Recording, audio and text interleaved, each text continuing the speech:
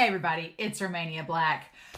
It feels weird being at the end of season 3 already. It feels weird, I'm gonna be honest. I feel like I just started season 3 a week ago and it's already over. I'm dreading season 4 only because it's gonna go by way too fast, because I've come to the realization that I really love this series. And I'm not ready for it to end. The only thing that I am happy for when I am finally caught up is that the doors will open and my entrance into the fandom will officially begin, whereas I will have access to fan art, fan fiction, everything. I'll be able to watch videos on YouTube and not feel spoiled. It'll be great. That's the only caveat that I'm like, well, I'm looking forward to that, but not looking forward to this show being over. Absolutely not. And we're already to the end of season 3, which is really, really sad.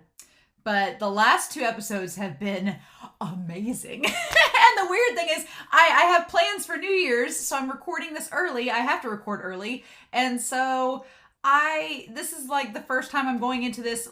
Episode 20 is about to come out on Patreon, and I'm already at episode 22, and episode 18 is about to come out on YouTube. So I will get to your comments. But like I said in the last video, some of the comments for like the later episodes, I'll probably have to do the recap before I'll probably have to record the recap before I get to everybody's comments. So there may be things I even say starting out in season 4 that are back from season 3 that I don't get to address. Either I'll address them in the comments, or I'll have to address them in the actual season 4 if it's something really profound. But oh my god, the last 2 episodes, they're so rewarding. I feel like Isayama, a couple of you have made commentary, CW specifically, about Isayama's interviews and how Isayama wants to attack people with his storytelling. He wants you to feel pain because you'll remember it. And it's true. You do. I feel like any of the stories I really resonate with, it's because there was like some visceral reaction to it, whether it was negative or extremely happy or something like you're elated. It's just some kind of visceral reaction. And trauma usually sticks with you. So thanks, Isayama. But yeah, I do have some comments that I want to talk about before we start the episode that are from the last couple episodes that have premiered on YouTube and Patreon. But yeah, I can't believe we're at the final episode. And I really don't know what to expect with this one. With the last episode, 21, we had to get Kruger giving Grisha some information. So I had some preconceived notions of what would happen in episode 21. Like, okay, Kruger's got to tell him about this and has to tell him about this. He didn't talk about everything like I thought he was. So there's still some things left in question. But with this episode, now the trials happened. Everybody knows what's up. So I'm like, okay, what are we going to do in this final episode to leave off season 3 and prepare for season 4? What we going to do, Isayama? And I've been told there's a mid-credit and a post-credit scene, so I'm going to stick around and watch those just to the end. All right. So I'm pretty excited about that. But I do have some comments I want to say and some notes that when I went back and re-edited episode 21 and rewatched episode 20. By the way, I went back today and rewatched episode 10 of season 2 and Warrior episode 6 of season 2. Ah! So many things make more sense now when you rewatch those 2 episodes. I was like, oh, wow. And the character motivations, everything, it all makes more sense. I did have some questions about from Ymir in terms of episode 10 of season 2, and I'll probably bring up a lot of this in the recap, but so I do have some comments about that. But I did want to make note. I made the comment about Dinah falling into Grisha and him hugging her as she was so like damsel in distress, like, oh, you're sticking up for my family and going to help us all get Eldia's dignity back, and that moment. And I commented about how his story would be exactly the opposite. Going back, I realized Carla kind of did the same thing to Grisha. Grisha stood up for Dinah's family and promised to bring dignity and honor back to Eldia, and she kind of swooned and fell for him in that regard. And then Grisha helped out her family and saved her family in addition to herself from the plague that hit Shiganshina, and she swooned over him for that. And there's a moment where Keith notes in Bystander where Carla like embraces Grisha, and it's kind of the same. Carla embraces Grisha the same way that Dinah embraced him, and it's kind of crazy. And I was like, oh, and that sealed the deal. That made it happen. So I was like, interesting. Very interesting, the parallels between Dinah and Carla in that regard. Tony Simi, as well as CW, made a comment about Floch, because Floch still sits oddly with me. I'll talk about him in the character tier when we get to him in the recap, but Floch is a very odd character. And I hadn't thought about this, but Tony Simi brings it up, that Floch is kind of like Jean. They're both cowards. They both know that they're cowards, but they go in entirely different directions with that information. That they're both self-aware enough to know. And what Jean does is Jean takes that cowardice and he's like, okay, I know I'm a coward, but I'm going to apply myself and become a leader despite it. And he leans away from that cowardice as best as he can, but he's still self-aware of it. And it still comes back to bite him a lot of times, like in the case with Reiner getting away in the last couple episodes. But Floch does the opposite. Whereas Jean leans away from the cowardice and goes kind of like to become his own leader route, Floch kind of embraces and leans into it and is like, yeah, I'm a coward. And if my mission in life is to make this other guy a demon to save us, I'll do it. And it's like, And CW adds on to that notion on Patreon saying that Isayama likes characters like Floch because they bring about and talk about uncomfortable truths. And Floch's opinion in episode 18 is an uncomfortable truth. Like Floch is pretty much a neutral party at this point. He doesn't have, like I said in the reaction, he doesn't really have a stake in either side. So he just brings about his own perspective, and it's an uncomfortable truth. And CW noted that usually Isayama, one of his favorite characters, is actually Jean. And I'm like, Isayama, we both have great tastes. We both love our King Jean. And Jean couldn't be that uncomfortable truth bringer in episode 18 because Jean clearly had a stake on Armin's side. So it's like, so Floch is an interesting character. He's a very different character than we've had in this series, and I'm excited moving forward to see what Isayama does with him. I'm like, Isayama, don't you kill him off like Marlo now. Don't be doing that. I'm curious. I'm going to be curious. Speaking of Marlo, though, Sagnorm noted that Marlo's death shows how many people with potential die in battle, and that Jean had made the comparison of Marlo to Eren. And Marlo had potential. He was such a good character, but he died in battle just like many other people do. And Sagnorm's like, how many other potential Armin, Mikasa, and Erens were there on that battlefield that died in that last charge? And it's like, that's such a good point. And Isayama's like, you just don't know what's going to happen in a battle. And lots of potential is destroyed because of war. It's like, Attack on Titan's a very anti-war series in the craziest of ways. But yeah, I really liked that. I really liked that comparison there.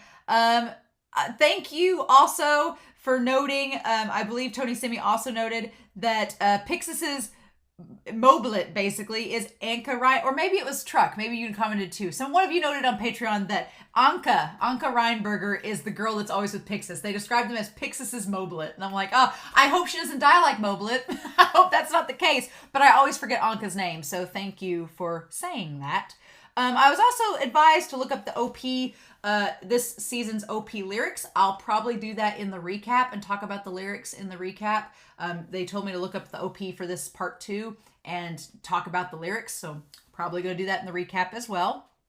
And then Weird Pianist noted that Armin in Old German derived from Latin means hero, and Eren is Turkish for saint, which Eren is named for Eren Kruger, and in a sense, Kruger was the saint to Grisha, giving him a second chance at life. And it's like, okay, makes sense. It kind of works for both Eren Yeager and Eren Kruger as well. It's a very fitting name. I remember back when I was starting the series, everybody was like, don't look up the name meanings. They were like, don't look up character name meanings. Just don't do it. And I was like, okay, if y'all tell me to, I won't. And I'm glad I didn't, because if I looked up Armin's name and it had been called Hero, then when I got to episode 17, I would have been like, oh, and it would have spoiled the surprise. So thank you all for telling me not to do that.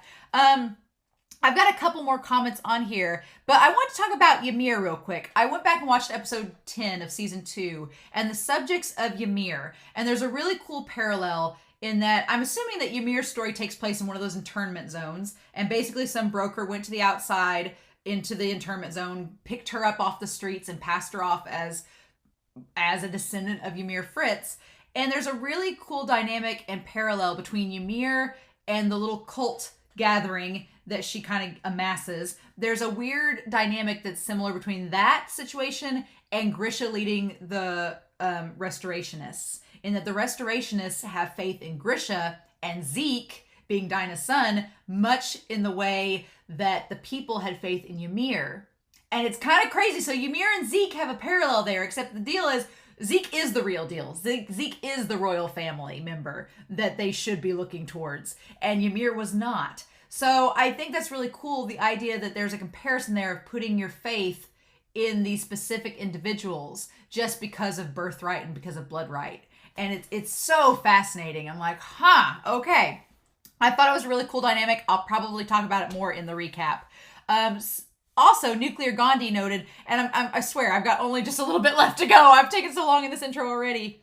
But the idea of the scouts suffering and Levi's burden. Alan Tong and Nuclear Gandhi both talked about this. Nuclear Gandhi talked about the scouts suffering when they hesitate to kill. So Armin suffers because he hesitated to kill Bertolt and he just talked it out with him. Jean suffered by hesitating with Reiner. Levi suffered by hesitating with the Beast Titan. But the thing of it is, they can't afford not to hesitate, because on the one hand, if they just kill every enemy they meet, are they no better than the butchers, the Marleyan warriors themselves? And also, I really liked this aspect of it, is that every enemy killed, Nuclear Gandhi said, is quote unquote, a door closed to the truth or freedom. So the more enemies they kill, the less likely they are to find out truths about the world outside the walls. But every time they spare an enemy or try to talk with them, it's like this world makes them pay dearly for doing that. So it's almost like the world's against them. Maybe because they're spawns of the devil. Who knows, right? There was still many questions about that, right? But that ties into Bertolt and Reiner. I wanted to note, ties into Bertolt and Reiner. It explains why Bertolt and Reiner didn't want to tell them the truth to begin with. Because Bertolt and Reiner are working with the Marleyan government. They don't want any Eldians to know about the Titans. They don't want them to know the truths, because the whole point is to keep them from gathering together and revolting against Marley, right? And starting another Titan war. So it all makes sense now why Bertolt and Reiner and Annie didn't say anything. It's not that they couldn't. It's because they didn't want to, because their whole objective is to destroy the Eldians. And if they told them about the Titans and gave them this information, the Eldians could use it to riot against Marley. I love it when things all make sense. And then Alan Tong notes about how sad it is with Levi's burden. That's the last thing I want to talk about, is that Levi, back in episode 17, going into episode 18, Levi had told Erwin to give up on his dream and die. And Levi made a promise to Erwin that he would kill the Beast Titan.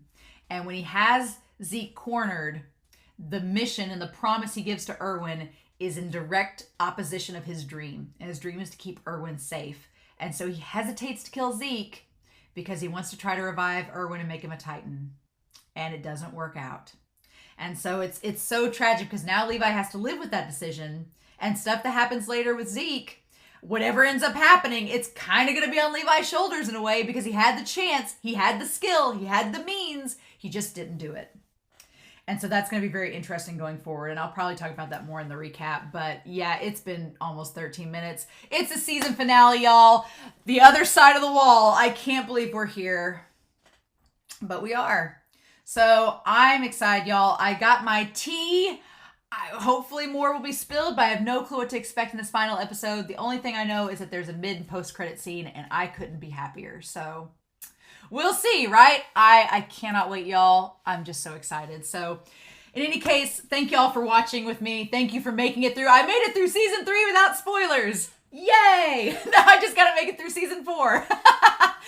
Thank you all for helping me not have spoilers. I know I'll say it again in the recap, but it really has made this the most exciting experience. So let's do this, shall we? We are going to start episode 22 of season 3 Attack on Titan here in 3, 2, 1.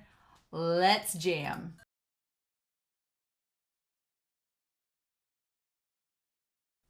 Well, that was bittersweet. Oh my gosh, that ending of that season, man, we'll talk about it in the recap, but every season of this series has ended in a different sort of way. And this season has ended so different than season 1 that it's kind of almost on the nose, right? Because season 1 ended in all of this chaos and confusion and desperation, and everybody was split up, and the gang was all like, we're all separated in different ways. Like Mikasa, Armin, and Eren were over here. Jean and Sasha and Connie were with Reiner and Bertolt over there. Annie was over here. Levi and Hanji were going different ways. Like everybody was all separated at the end of season 1. It was kind of weird. And then season 2 ended with everybody slowly picking up the pieces and preparing for this little battle. Like this is seemingly, in hindsight now, this little battle against Bertolt and Reiner. And then this season has ended total opposite of season 1. Like, everybody knows everything now. The entire Eldia, entire paradise, everybody knows everything. It's all out in the open. All the secrets have been shared. Everything's known that we know of. And they're finally prepping to go beyond the walls and see what's out there. And it's kind of crazy. And the big battle now is against Marley and the world. And it's so... God, there's Eren. We're talking about Eren in this episode. But yeah, it's such a different, like, it was so calm at the end. Like the calm before the storm, right? And the sea. I just, oh man. It's crazy, right? And it all came full circle. Eren, at the beginning of season 3 in episode 1, I was like, why is Eren by himself at the sea? He wasn't by himself, but we're going to talk about this. He kind of is by himself. That's the thing. That's the problem. My antagonist as Eren theory has not gone away after this episode. It has come back with a vengeance. And I'll have to talk about it in the recap, because I feel like the recap's the best place for my Eren is the antagonist theory to be fully fleshed out. But by the end of this episode, Eren, when he's confronted with Mikasa and Armin, what a Debbie Downer. I was like, God, Eren. Armin's trying to enjoy his dream coming to fruition, and you just, like, rain on his parade instantly. You could have waited 5 minutes, you know? No, I'm joking. But Eren brings up a great point. He brings up a really good point. A really good point, actually. And when we look at the passage of time, they say it's been a year since Trost by the end of this season. So a year since Trost has passed, and Eren's growing his hair out like Grisha. Funny that. But it's been a year since Trost, so I'm trying to think of the timeline. It only been a couple months, so it's been probably about 8 months since the end of... It's been probably 6 to 8 months since the end of episode 21 and the middle point of this episode. So it's been about 6 to 8 months, and everybody's gathered their forces to go to that wall. I love that we start and end this episode in the same location, right? But so Eren has had a good 6 to 8 months to kind of mull over and think about all of this, right? Which for Eren, Eren's character, I think what I like about, I'm going to talk on the recap about this too, but what I like about Eren's character is that he, as far as protagonists go, in this season alone, he's changed so much. Eren has changed so much as a protagonist, to the point where I really like his character right now. I really like Eren's character. And back in seasons 1 and 2, y'all were like, oh, I love Eren. And I was like, really? I was like, he's fine, but really? And now I'm seeing it. I'm like, okay, I see what y'all are talking about. But his character's changed so much. And I think it's from accessing Grisha's memories. It's because, yeah, if you get this wealth of information given to you, and the thing of it is, how much of it is really Eren's character growth, and how much of it is kind of like, there's this weird merger, right? There has to be like some kind of melding there, I'm thinking. And I think that's even the case with Armin too, with Bertolt. Oh God. Floch in this episode. Holy shit, Floch. We're gonna talk about him. Man, I stand by my opinions. I'm not fully changed with Floch. I appreciate Floch's character a lot, and I really am liking what Isayama is doing with him. Is he one of my top favorite characters? No. Does he say uncomfortable truths? Yes. Is he still a little shit? Yes. But I really appreciate what they're doing with Floch's character, and I think it's got there's lots of things being set up in this episode. Lots of things being set up. God, and then that mid-credit to post-credit scene, we're going to talk about it. It was very subtle. It's probably the most subtle post-credit, mid-credit scene I've ever seen. But you know what? Y'all are probably laughing, because I'm like, man, what a subtle in-credit scene. Y'all are probably like, you know, I don't even know. I've got some theories, but I'm going to have to bring Whiteboard Kun out. I was debating it. I was like, no, I'm not going to bring Whiteboard Kun out. This isn't that big of an episode. There's not bombshells dropped in this episode, but lots of things set up, especially with Eren, especially with Armin, especially with Floch, especially with Historia, especially with Levi and Hanji, like lots of characters, lots of things set up. And then, yeah, the big question, and this is all going back to Uri, it's the big question of, okay, so now it's us against the world. It's us against the world. What do we do? What do we do, y'all, right? It's us against the world. What can we do?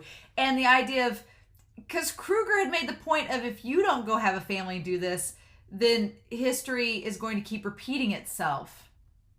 But it's a funny thing that because Eren kind of almost flies in the face of that at the end of this, because he's suggesting, okay, well, my dad went and did the thing, but now we're still back at square one of us versus Marley, of us versus the world, the Eldians and the Titan Shifters versus the world. How are we going to solve this? And I love that Eren brings up, Eren has been a slave to freedom and the concept of freedom, and Eren is very self-aware. Eren has reached Erwin status, basically, of being self-aware that, okay, I'm a slave to this. What do I do now? And I have a hope, and I'm hoping that's going to fly in the face of my Eren antagonist theory. I have a hope. Well, it doesn't, but it does. Okay, yeah, and I'm going to have to reiterate this in the recap, but, okay. Let me bring out Whiteboard Coon, because I want to chart this episode out. I feel like it's needed. It's funny because back in episode 16, 17, and 18, everybody was like, oh, this is the trilogy of episodes, like the IMDb trilogy. God, how am I going to rank these episodes? It's impossible. But I would argue, I'm like, man, 16, 17, and 18 are really good. 20, 21, and 22, though, are kind of my jam. They're kind of my jam, because I'm like all about lore and storytelling and character development and everything. And 16, 17, and 18 really do that, but so do 20, 21, and 22. It's like two different sets of trilogies, right? You've got 20, 21, and 22, which deal mainly with Grisha's backstory and the whole backstory of this entire series, basically, and building up to the present. And then you had 16, 17, and 18, which were like the big battle royale. Like, it's so hard. Other side of the wall. Okay, so like, where are we going to start with this? There's actually surprisingly a lot of recap in this episode. So I think CW commented that most of Isayama, most of the chapters to chapter to episode ratios are like 1.5 to 2 chapters per episode, which is insanity, because I'm like watching My Hero Academia, which is trying to adapt like 6 chapters an episode, and I'm like, what are you doing? And this is, it makes me excited for the manga, because I'm like, how much is packed in this manga chapter, y'all? Right? But at the same time, I'm like, oh God, that's terrifying. So yeah, the Attack Titan, and that's funny that it's called that, right? It's funny that it's called that, the Attack Titan. And I guess we should start there, right? That seems like the best place to start. So the Attack Titan, and it's searching for freedom wherever it goes. And connected to freedom. To the concept of freedom, I guess, would be the better way of putting it. And so that kind of relates to Eren's whole thesis up until this chapter. Up until this episode, is that Eren was all about, he was like, we've got to do the thing to save and get our freedom in order to go beyond the walls and beyond the sea. We've got to, destroy our enemies to be able to do that. And now at the end of this episode, Eren is realizing, I think, that, well, then what? Then what? He's asking the question that Erwin didn't ask. When Levi asked Erwin, okay, well, once you find your truth, you've been a slave to the truth this whole time. Once you find it, what are you going to do after that? And Erwin didn't have an answer, right? He hadn't thought that far. And I think Eren is to the point where he is thinking that far. Eren has been a slave to freedom and the concept that we have to destroy. He's wanted that we have to destroy whoever would get in the way of that freedom in order to obtain it. And now that he's at the edge of the sea and he's seeing the enemy on the other side, and he's had 6 to 8 months to mull this all over, he's probably like, okay, in the moment when he points at the scene, he's like, if we defeat all of our enemies over there, will we get freedom? God, yeah, what a heavy statement. If we kill our enemies, will we be free? Or will there just be more enemies to take their place? Right? So I think Eren is coming to grips with the reality of what that freedom is going to cost. And the question is, what's he going to do with that? And, oh man, y'all, okay. Yep. Damn. Okay.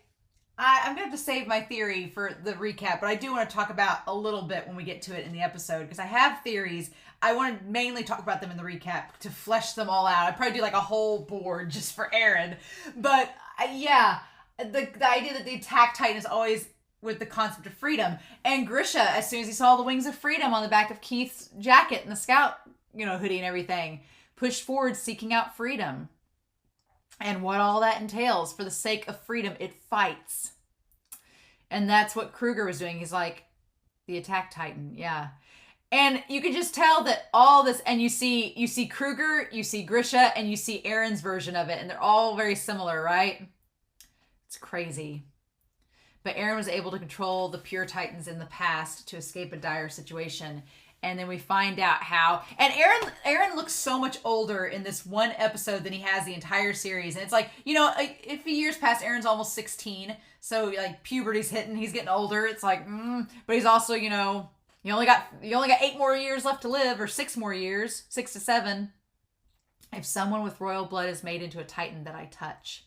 So I'm still like, Eren is convinced that if someone with royal blood is made into a titan that I touch. So it's like, does it have to be that way? Could he not just touch Historia and it work when she's not a titan? I'm curious to know if Eren would ever get to the point where he would like try that with Zeke. Because Zeke has royal blood. And Eren has to know that at this point because he has Grisha's memory. So Eren knows that Zeke's his half-brother and that he's got royal blood in him. So maybe I'm so curious now to see a point where Eren may fight and face Zeke again, knowing what he knows. Because when Eren first met Zeke, he didn't know what he knows now. He didn't know anything about Grisha. He was just like, who the hell are you? Are you the Beast Titan? What's going on? And now that he knows, that's the thing, is Eren realizing how freedom works with this. Is Eren... I joked that Armin would become Uri 2.0, but I'm wondering if Eren is going to, in some way, shape, or form, kind of be like with Uri's ideals about the miracle in the dialogue, right? The whole thing with the Titan at the end that was transformed, that was crawling, is what made me think that. Because at the end, he chooses to go the non-violent route of let's not kill his Titan. He can't do anything. It's just let it go. It's a fellow patriot. I was like, aha, interesting, right? So is Eren going to try to create the dialogue? That's the question. And the funny thing is, would he try to create that dialogue with Zeke? Would he try to do that with his brother? Can he do that with his brother? That's the thing. We don't know. I mean, to an extent, we know how far the indoctrination goes with Zeke, because Zeke doesn't even recognize Grisha as his own father, and he wants to rescue Eren. And I'm like, okay. But would Eren want to get with Zeke to create a dialogue and talk to him and be like, hey, let's talk this out. You and I are brothers. You have royal blood in you. Surely we can come to some kind of reasoning with all of this, right? That's the interesting thing, right? That's the thing of it all, is the interesting thing. And it's like, okay, well, and you kind of wonder if Eren's thinking the same thing as Uri, like, what, maybe the founding Titan realized the same thing that Eren's realizing, is that we're just perpetuating the cycle, so we just need to get away from it all and leave humanity alone. Maybe that was the whole reasoning behind it. And the harsh reality is that Eren has wanted out of the cage for so long. He's felt like he's been trapped in a bird cage this entire time. And now he's finally free from the cage. But then he realizes what all that entails and what the world outside the cage is like. Now he knows what the world outside the cage is like. He's seen it. So it's like the grass is not always greener on the other side sort of scenario, right? But again, I don't know. Yeah, if somebody touched with royal blood is made into a Titan that I touch, yeah, it might be possible for me to use the founding Titan's powers. But if they knew that possibility, what would the military do to Historia? Well, they'd turn her into a Titan, probably.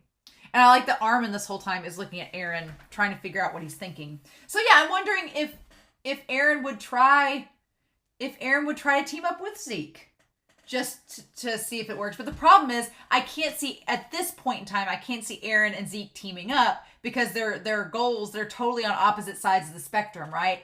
Eren's with the scouts and the Eldians on the wall, and Zeke is with the Marlians. So ideally, yeah, if Eren got with Zeke and worked together with him, they could probably do that and use the Founding Titans' powers. And maybe that's what Zeke wanted him for to begin with. Right? Because I guess Zeke might have the books that Dinah had that would talk about the royal family and talk about all that. Zeke might have access to that. We don't know. It's interesting. It's very interesting. But yeah, Armin just looking at Eren, trying to figure him out. And then, yeah, we cut back to Kruger telling him to have a family, your wife, your child, your neighbors, if need be. Love someone inside the walls. Because if you don't, if you can't, it'll only repeat the same history, the same mistakes over and over again. Yep, to save Mikasa, Armin, and everyone else, you must see it through. So that's the thing, that the memories that aren't his, telling him the phrase that Kruger said, to love someone within the walls. All right? Or history will repeat itself. So, that line there, I know that there's probably something else to it, right? There's probably something else to it. The idea of loving someone within the walls. And that will be, I'm telling you, I'm going to talk about in the recap when we do the shipping. I tell you, I'm sorry that I'm on my I'm on my Armin, I'm on my Eren and Historia bandwagon, but I'm seeing it. It's there. And maybe they're going to do nothing. Maybe Isayama's doing nothing with it. But I'm like, after seeing the whole thing with Grisha and Dinah and Eren having those memories, after the connection with Historia in this, you can't tell me there's nothing there. You can't tell me there's nothing there. I don't know. Don't spoil me. But that's now that Ymir's dead, I'm like, well, I want Historia to be happy, but I don't know if she'd be happy with Eren. That's the thing. I don't know if she'd be happy with Eren, because Eren's pretty mopey right now. But yeah, the whole idea of love being, but there's the thing too, that love itself is going to stop history from repeating itself. And that love is connected to the whole miracle idea, the thing about the dialogue. Love thy neighbor, one of that whole thing of Uri trying to be compassionate. And if you're in a place of power, you have the chance to do that. It's like, but I don't know. It's just, and I love that everything gets darker and darker as the sun sets, and then Kruger's like, I'm not sure whose memories are whose. And then, yeah, the whole thing, whose memories are those? And then it cuts to the picture in the book with the sea and the sun, and them looking, and it looks like a film reel, and them looking at the book of the three of them. It's like they're all connected, and it's so crazy, right? So I wanted to get to the end of this OP to look at the Beast Titan, right? The Beast Titan standing there, and I was very curious to know if maybe we would get a shot okay, so yeah, well, it's the Beast Titan, and everyone is connected. Oh, the red dots from the season 2 OP and everything. Everyone has the red dot inside of them because they're all capable of turning into Titans. They're all Eldians. They all have that power within them. It was with us all along. Yep, it was all symbolic the whole time. I thought maybe it was going to show us a picture of all the Titans, and there's like 7 there, which is interesting. And one of them kind of looks like a woman, which is interesting, but it's not. It's just the Titans that were with the Beast Titan when he went to Shiganshina. But yeah, I love the concept now because you see the horses charging towards them, and they all have the red lights too, just like the Titans do. So everybody's connected. They all have the ability to turn into Titans. Fun times. Okay. And I was going to comment on this too. The idea about poor Zeke, because I do feel bad about Zeke in a sense, right? And then there's that shell at the end. Oh God, awesome.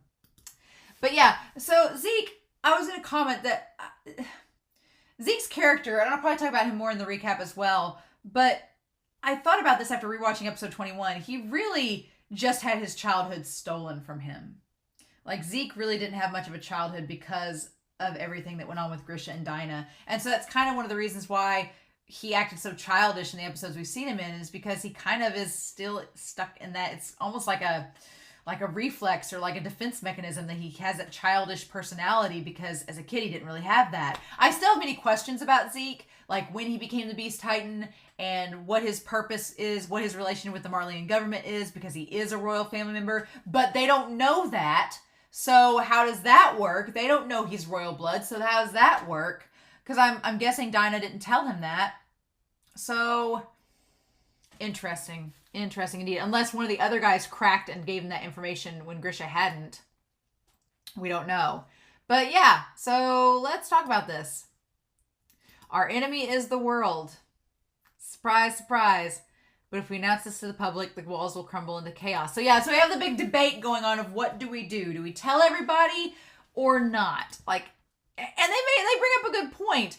Again, nobody's wrong in this episode. Again, Isayama's establishing nobody's really in the wrong, but now we found out that paradise is basically one nation of people, all these Eldians that can potentially become Titans, all gathered in this single location. And there's still some Eldians outside in Marley, outside the walls, but most of them are here. Okay? So, yeah, it could become chaotic, and they're still trying to grasp the magnitude of all this themselves. And it's a big thing. But then old Pixis comes in, right? And Pixis is like, then will we deceive the people again? I love Pixis. He has redeemed himself in my eyes so much this season. I absolutely love Pixis. And I was like, my dude. Because, yeah, he's like, what do we do then? Do we just hide the truth from people like we've done in the past? You want to follow the lead of King Rhys and ensure the people on the wall stay domesticated and ignorant? What good is that? And Zachary and Historia are like, Yeah, I love that Pixis is like, no. What ideals did we rise to take the crown from King Rhys if we're going to be exactly like him? We can't do that. Like, what was the point of overthrowing him and him losing his life if we're not going to do anything different? I'm like, Pixis, my dude, I love you. I'm like, it's such a good point. And then I like that Historia takes the reins. She's like, nah, we're going to announce it. Historia's like taking the chains out and like, let's do this, bitches. Let's get this done. I love Historia so much. After all, we're just returning the memories that King Rhys stole back to the people a century later. And we all share the same fate as the people of the walls. She's like, we're all in this together. We have to unite as one and bring our entire strength together. And then Armin looks over to Eren in that moment. I love it. Oh man, I love that we need to talk about this. We've got this web started, right? So we have Eren. I'm going to put Eren at the center of it all because of course he's at the center of it all, right? And we're going to make some notes. So I'm going to put Historia over here. All right. We're going to put Historia over here. And Historia's whole thing is that we should unite as one, right? And I don't think that Eren disagrees with her. I don't. Because I think that Eren is on board with that every Eldian is a patriot, right? A fellow patriot. And that includes Titans. That includes the Titans. And I think that's important to note. My, how far we've come. We'll get to that scene and I'm going to talk about it. But that includes the Titans, that every Eldian is a patriot. And so Historia's wanting to unite everybody as one and wants to get the truth out there and is believing in honesty there. And that is tying to Ymir, right? Because at this point, Historia believes that Ymir is gone and dead. And so it's like, well, Ymir's whole thing was about living your life honestly and living as honest as you can and not lying to yourself. And so Historia's like, there's no way we need to lie about this. We need to unite as one kingdom, tell everybody the truth. We're all on equal footing here. Historia's not wrong. She's like, we all have the ability to become a Titan shifter. Everyone in this room could become a Titan shifter at some point because we all have Eldian blood. So everybody needs to know the same information. And we're just taking back the stolen memories from a century ago. I love that. I love it. So we have Historia and Eren. And meanwhile, over here, I'm going to put Armin, right? I'm going to put Armin over here. And so Armin seems very concerned for Eren. Okay? Armin does not take his eyes off of Eren through all this because I feel like Armin is wondering what Eren is thinking about and what do we do with this information. But in the meantime, so they spread the info all out and it's funny. It's how you'd expect their reactions to be. it's kind of amazing because, yeah, it totally makes sense, everybody's reactions. And Roy and the other reporter kind of note about it. They're like, some people view it as hopeful that, okay, yep, this is what's been going down. We finally get verification of things. Some people just laugh it off and think it's a joke. Some people think it's a government conspiracy theory. Some people think that's all the military's doing. It's like, it's a very realistic response when you get handed something like, oh, by the way, we're all basically of the same ancestry. We're all subjects of Ymir. And the Titans have been humans this whole time. We've been killing each other. Fun times. Because that's the saddest thing about this whole deal, is that the Eldian people have been killing each other this entire series, unbeknowingly. And now it's all out in the open. And the king erected the walls 100 years ago to shield them all in. Technology's been stagnant. Like, everything coming out in the wash. And I love, for the record, I love Levi's civilian clothes. Amazing. And Levi still holds that damn cup like he does. But Levi is interesting in this episode. I want to make note. Levi is interesting. I'm going to put Levi over here. I'm going to get him away from it. I want to keep Eren's spot a little bit open. But I'm going to put Levi over here. Levi is interesting. Because Levi is quiet most of this episode. He is quiet and listening throughout most of this episode. He's not making much commentary. And like I said at the start of this reaction, Levi has a lot of burden in all of this. Levi was the one that made the decision. I know Floch, and we'll put Floch over here. And we'll talk about Floch. But Levi, at the end of the day, no matter what was said, it was Levi's decision. And Levi surprisingly gets very little blame in this episode. It really comes down, Floch gives a lot of the blame to Armin, gives a lot of blame to Armin, not really Armin, but to Mikasa and Eren. Floch gives a lot of the blame to Eren, to Mikasa, to Connie, to Sasha, to Jean, saying you guys didn't do anything. But Floch doesn't really steer much of it to Levi. And maybe because Levi wasn't in front of him for him to steer the blame to, and he didn't want to talk behind Levi's back. But yeah, Levi's conveniently left out of most of the conversation in this episode, which I find curious, because Levi is the central decision maker in a lot of these aspects. He's the one that let Zeke go. Zeke escaped because of Levi. Levi basically is the one that helped Erwin make the decision to do the suicidal charge. Otherwise, I don't think Erwin would have done it. Levi's the one that chose to give the injection to Armin instead of Erwin. So Levi has a lot of burden on this. And maybe Isayama was just giving Levi the episode off. Maybe he's like, you've suffered enough, Levi. Here, you can just quietly listen to everything go down. But it's curious that Levi's so passive and away from the situation. It's mainly Eren's conflict in this episode, which I find very, very interesting. So yeah, and Levi again is watching how everybody reacts to everything, like reading the news. And the idea that the king made everybody believe that humanity was wiped out behind the walls, when in fact that wasn't the case. I do like that Levi is with Hanji for most of this episode, because really, honestly, with the exception of the Levi squad and Eren and them, Hanji's all that Levi has left. And I'm really kind of nervous about that going forward, because I'm like, Hanji's the commander of the Survey Corps, and is it. So what we do about that? But yeah, and so then we have the reporter saying, when speaking of the subjects of Ymir, they call us a race of devils. And like, how do you report that? In the near future, the enemy will invade our lands to obtain resources. Yep, we got the countdown till they come for the fossil fuels. And their plans began 5 years ago with the attack of the Colossal Titan. Yeah, and so Roy here, and Roy's like, is this really credible? Is this really happening? And Hanji's like, yeah, everything, all of our sources are pretty much backing it up. And it's consistent with the doubts that we've had throughout most of this. So I'll make note here that that he's hanging with Hanji. Yep, hanging with Hanji throughout most of this episode. Yep. And then they ask how people's reacting, and it's a little bit of everything. Some accept it, some laugh it off. They're all whispering and talking about it. Some lash out to the military and say it's conspiracy theory. You know, it's become chaotic. But it was going to be no matter what, right? Yeah, there's no helping that. I like that they say, they're like, well, at some point, it was all going to come out in the wash anyway. So what were we supposed to do, right? The reports are what put food in our mouths. and the taxpayers decide what to make of it. That's it's so bizarre, right? Because in the middle of all of this, supernatural, people can turn into titans and monsters, and there's a war with the world going on, and it may have to do with all of this, like the fate of humanity and our own race of people as we know it. In the midst of all of that, it's going to come down to what the taxpayers think. Isn't that funny?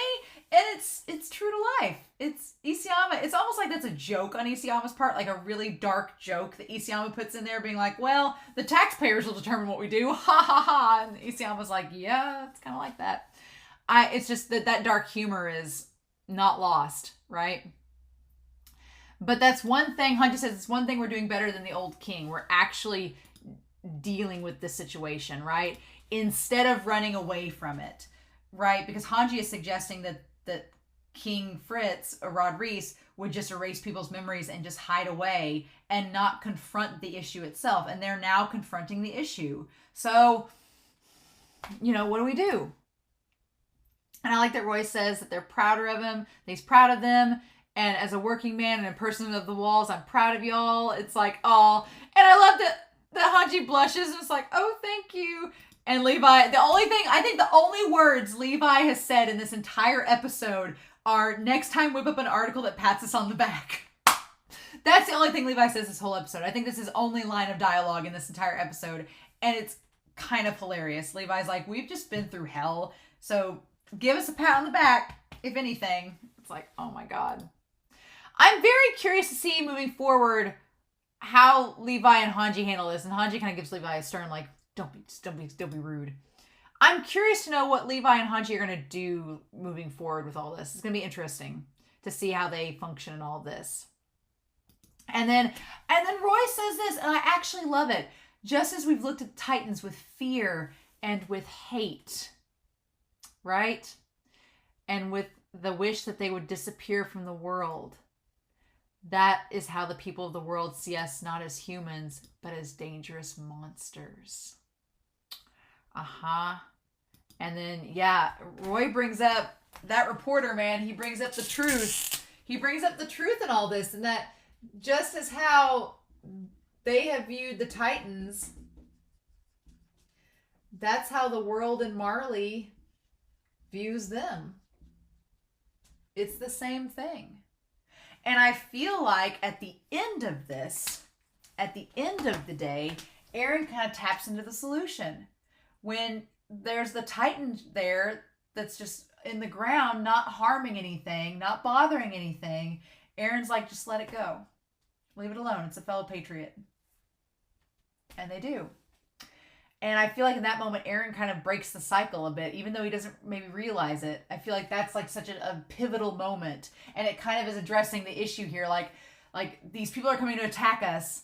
They're going to try to kill us. What do we do? Like, we're beating up. They have the same hatred and fear of us as we did of the Titans until we knew more, right? Until we were able to learn about them and understand them better and understand where they came from and what the situation was. So it's such a telling line. And I'm like, I feel like Isayama is using Roy in that moment to kind of hone in on the big issue here and about history repeating itself, that without that understanding, it's just a cycle, right? So what do we do with that? And Hanji and Levi, as a result, what if this hell only repeats itself?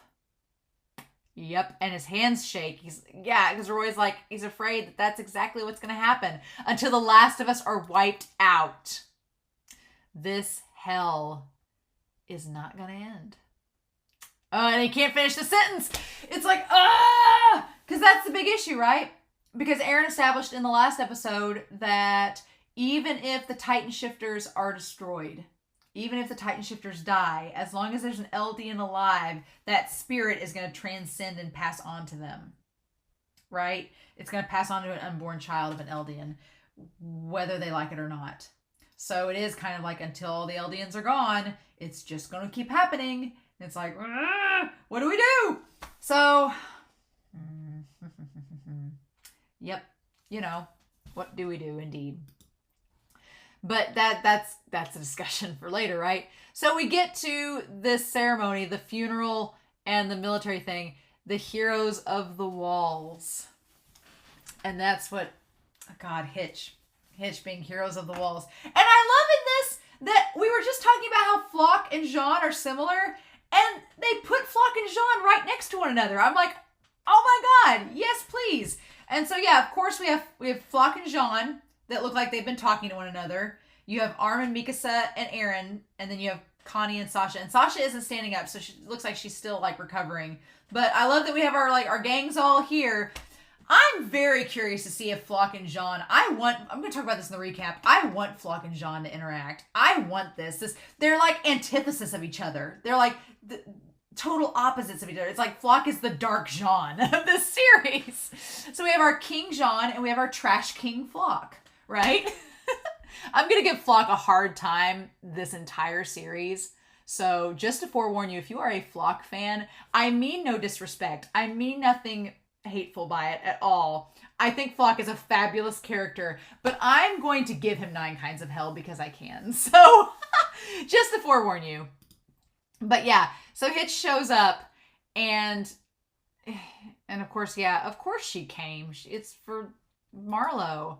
I just came to see you guys receive your medals. And there's something so kind of sinister behind that, and it's kind of two-faced and condescending behind it, because clearly she's upset that Marlo is dead. And she's clearly upset that they all are getting the medals and Marlo's not there to get one, right? So you know that she's mad about it. And Jean and Floch both take 2 sides of the story. They take the 2 angles, and neither of them are wrong. Again, Floch and Jean, neither of them are wrong in this case, because they just take 2 different ways of telling her about Marlo and about his sacrifice. And Jean takes the kind way, like the soft truth, right?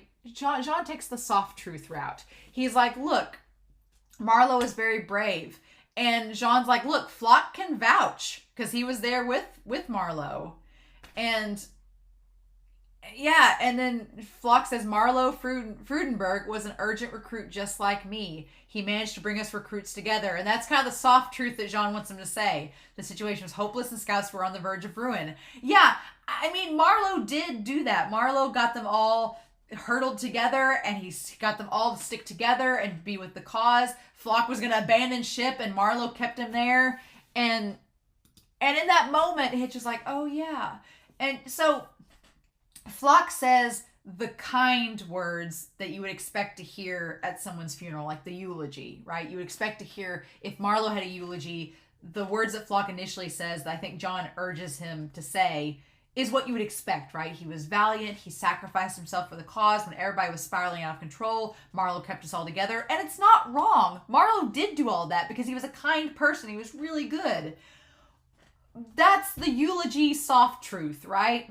And that's what Jean is wanting Floch to say to her. And Jean can't say it because John wasn't there. But Floch has the credibility to say it to her because he was with him. But Floch says he was an amazing person. And Hitch is like, well, I know.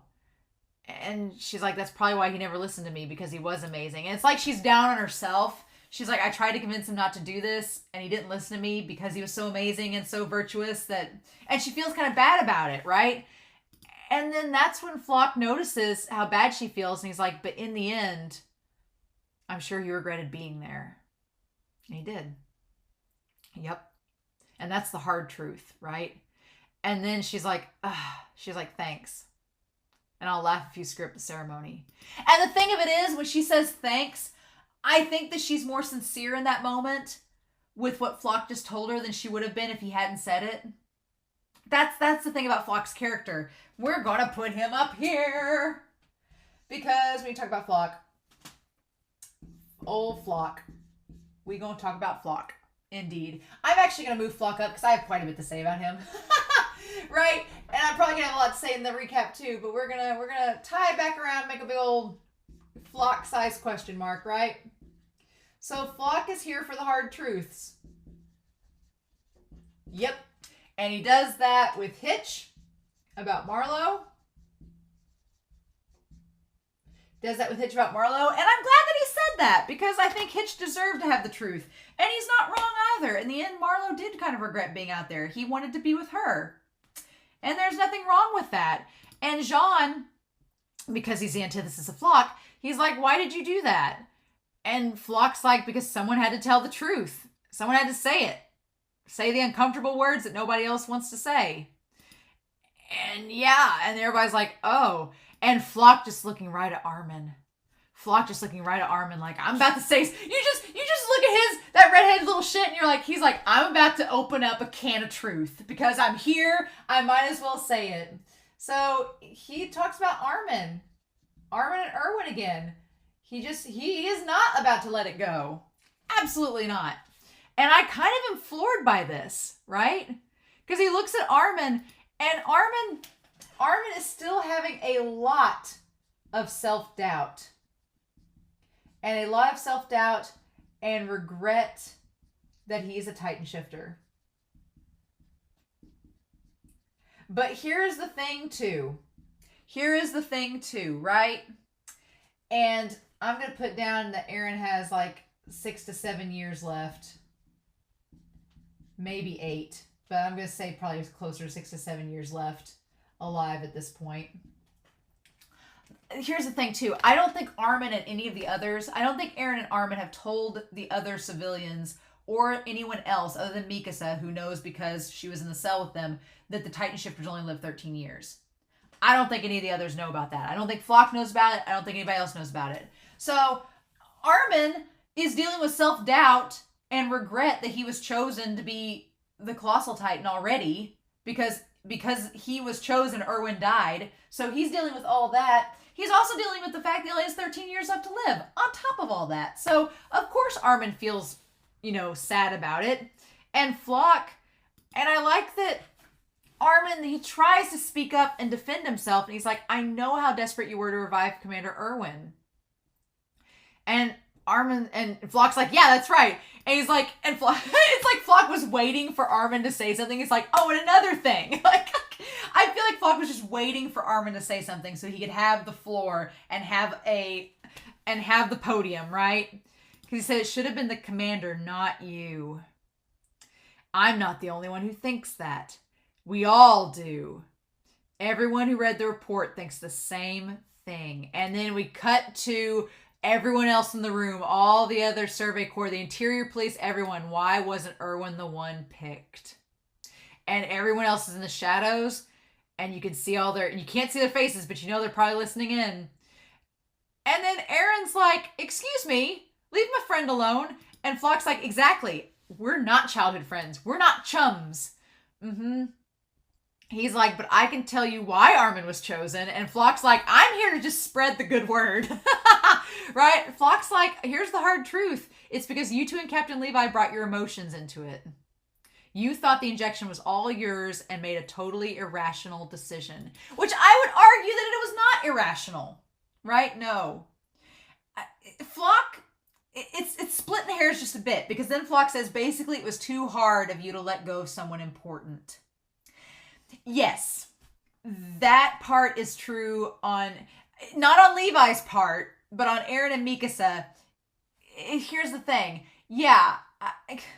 It's hard what he says there because on the one hand, yes, it was hard for Mikasa and Eren to let go of someone important to them. That definitely influenced their decisions. I would not argue with Floch on that. Levi, but I'm like, Floch, I don't know if Floch realizes exactly how deeply Levi wanted to pick Erwin either. And Levi's very good at hiding his emotions, so maybe Floch doesn't realize that. But Levi, there were emotions involved, but I'd argue you can't make a totally logical decision without them. It's hard, right? It's complicated, right? We could talk about Floch's whole argument all day. And then Eren gets a little mad. He gets back and he's like, you should shut your mouth. And then, I'm going to put this image of Floch looking at Eren on Twitter and just be like, that face that Floch, I may put it up here just so y'all can see the screenshot. That face that Floch gives Eren is a, bitch, are you for real face? I kind of love that moment where Floch looks at Eren like, oh, you're going to go there, huh? I was just like, I have a love-hate relationship with Floch. after this episode. A very big love-hate relationship with him. Because it's so funny, the parallels of how Eren treats Floch in this moment are kind of very similar to how Eren treats Jean in season 1. Because Jean, he had an attitude kind of like Floch. He was like, look, you don't want to deal with these hard truths, Eren. You're not going to become a Survey Corps member, and you're not going to do this and that. And Eren was just like, excuse me, do you know who you're talking about? And Eren's reaction to Floch is very similar to his reaction to Jean in season 1. Now, the curious thing is going to be, we've seen how much Jean grew over the course of season 1 to now. We've seen how much Jean has grown as a character. I'm going to be super excited to see how much Floch grows, because Floch's already grown a lot. Floch went from being a sniveling coward, like back in episode 14 and 15. Like, he was such a coward, and Marlo was having to make him hold onto a horse so it didn't run away. He's gone from that in the span of 6 episodes, from that moment to this episode where he is sticking up to Eren, the Attack Titan. Like, in this moment, Floch is sticking up to him. And that look that he gives Eren where he just stands up, and Floch is taller than Eren right now. And he's like, oh, really, bitch? Like, that's like his face. And this line, he goes, Eren, deep down inside, I bet you think you're always in the right. That whole line with Eren, you're always in the right. That is such a line. And that seems like the most subtle thing, the tiniest of lines. But that, if that is not foreshadowing, I don't know what it is. I've joked, you know, I said in the past, in season 2, I was like, okay, it's going to be Eren versus the Colossal Titan in season 1. That's going to be our big fight, right? It's going to be Eren versus Annie, right? No. It's going to be Eren versus Colossal Titan. No, not really. He's already taken care of that. Big moment over. It's going to be Eren versus Reiner. I still think that it's going to be Eren versus Reiner in a sense, because Reiner is kind of the equivalent to Eren for the Marlians in a way. I mean, Zeke is too, but so is Reiner. But I really think, and I'm going to talk about this in the recap, that a big thing in season 4 is going to be Floch versus Eren. I'm seeing it, and I don't know how to feel about it. Because yeah, the whole thing with the Titan later on is just setting that up even more. And we'll talk about it when we get to it. But yeah, deep down inside, I bet you think you're always in the right. And I'm gonna bring that back up, right? Because Floch's big thing in this moment, this is establishing, one, his animosity towards Eren. If you didn't know it from episode 17 and 18, you know it now. Floch and Eren not getting along, right? Jean and Eren were kind of in the same boat at the start of season 1, but Jean kind of learned and kind of went along and is now on Eren's side in a way. He jokes with Eren about how much he hates him, but I would argue that Jean and Eren are closer than they were from the start of this series. But Floch, I don't see him getting to be... Floch ain't gonna be Eren's stunt double anytime soon, right? And here's the thing with Floch. Floch has the military on his side. I want to make note of that. In this moment, when he's talking about how they all read the report and thought that Erwin should have been chosen, Floch is in the same league with all the rest of the military police. I think that's important, and I'm going to talk about that later. But yeah, Floch and Eren, neither of them having each other in this moment. And I give Floch props for standing up to these two Titans. It's so funny that Floch is standing up to the Colossal and the Attack Titan in this moment, in this little room. And he's like, that's why you never gave up in the end. Right? Just like a brat that won't listen. I was like, ooh! And you know, it's like Floch. It's like Eren is listening to you, but yeah, he's gonna defend his friend. Eren's probably like, just because you don't have friends, Floch, doesn't mean it's my problem that I'm defending mine. And Mikasa, bless her heart, Mikasa tries to like calm Eren down. She's like, hey, she's like, just leave him alone. Just leave him alone. And Floch, the most backhanded of compliments. He's like, Mikasa's the only one that behaved like an adult. And it's like, oh, Mikasa's like, oh, gee, thanks. Cool. Good deal. And then he follows that up with, at least she gave up in the end. And it's like, you were doing good, Floch. You were doing real good. And then you just totally backsassed her. And that was it. So yeah, I'm gonna put Mikasa on here too, like saying the hard truths. It's like at least Mikasa backed down. Because in that moment, Floch is basically outing that Mikasa was gonna let them give Erwin the injection, and he's saying that in front of Armin. And so Mikasa's probably like, well shit, now Armin's gonna think I wasn't defending him, and it's like, Floch, God, this episode. And she takes the hand off and is like, actually, I think I might beat him up. And then that's when Jean steps in and is like, what the hell's wrong with you two? And kudos to Jean trying to be the peacekeeper. I never thought I would see Jean break up a fight between Eren and someone. Back in season 1, if you told me that Jean was going to break up a fight between Eren and someone, I've been like, yeah, sure he isn't. And he's like, let's not do this during a funeral for our fallen comrades, all right? And he's trying to, yeah. And Connie's like adding, what's done is done, so let's just drop it. And Floch's like, I'm not dropping it because it's a big deal. Connie's trying to make this out to where it's not a big deal. It is a big deal. It's probably going to be a big deal for the rest of the series. We've talked about this in the comments, but this decision, it's like you weigh all the pros and cons, and you could have gone either way, and the logical choice was to pick Erwin, but that's not what happened. And now it's like, and someone in the comments made a note of, it's a good thing that Levi usually doesn't regret any of his decisions. So Levi doesn't care. Well, he does care, but he's not going to regret it. And Floch's like, well, Jean, it's easy for you and Connie to stay here because you guys didn't stand up to your superiors. Yeah.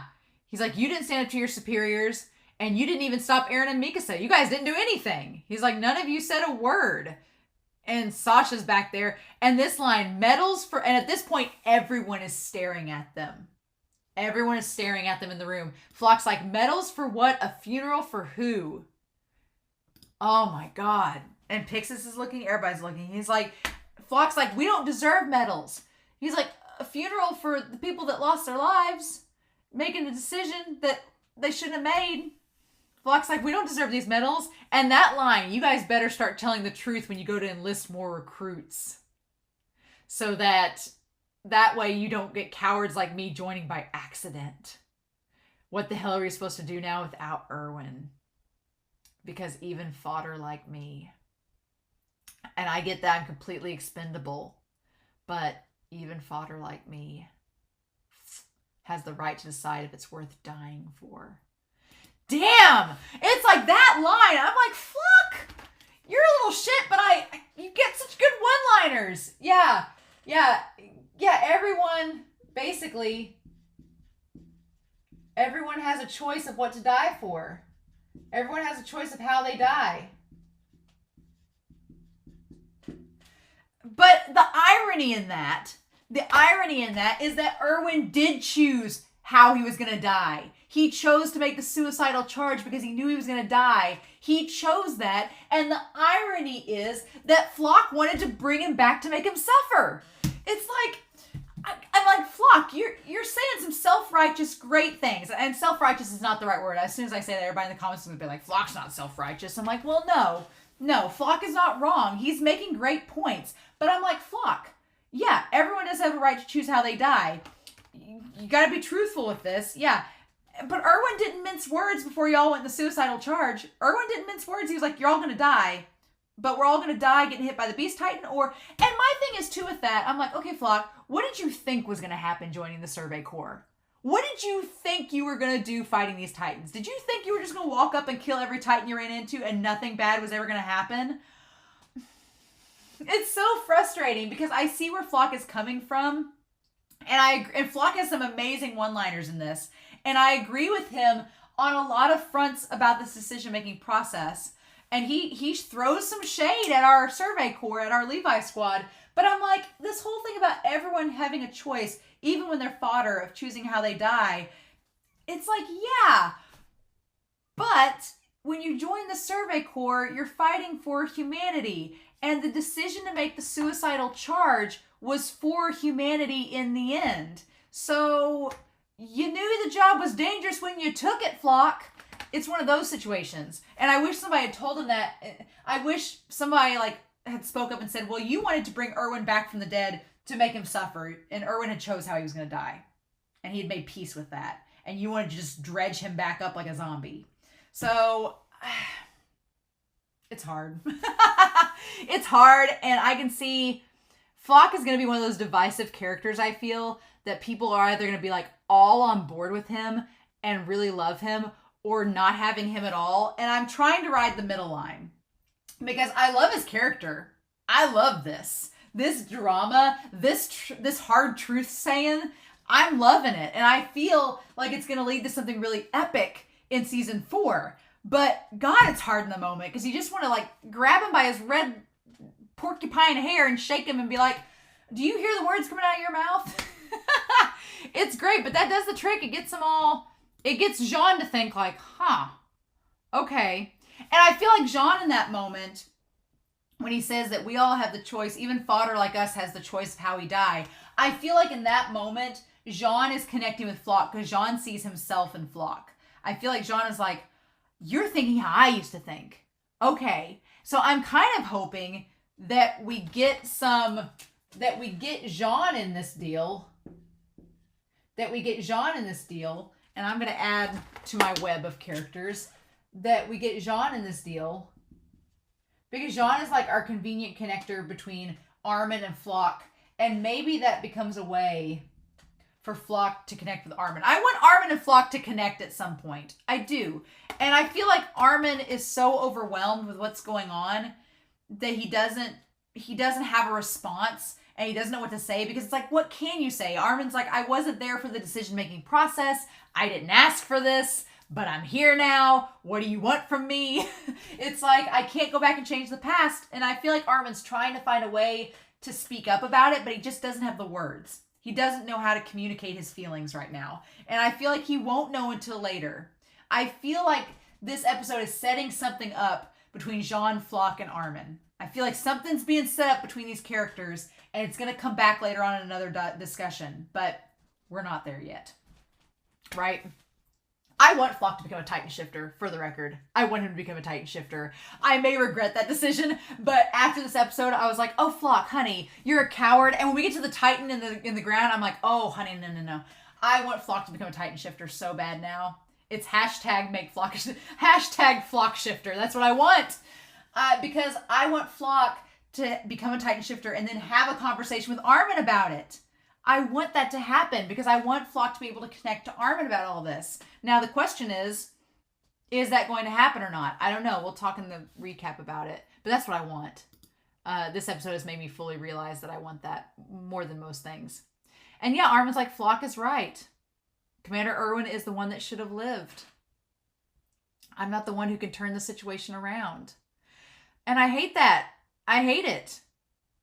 I hate this. I was waiting for him to say something.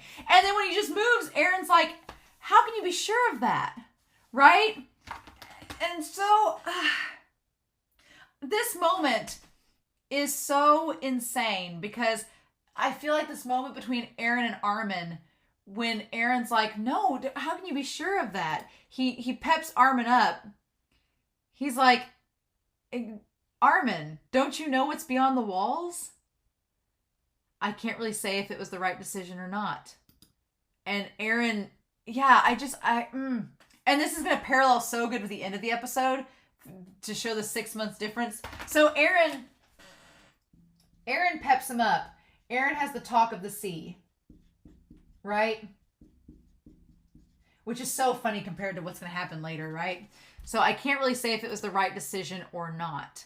None of us know what the future holds. And of course, there's Levi just sitting there. Levi's just standing there like, no big deal. Hey guys, don't mind me just sitting here listening to your conversation.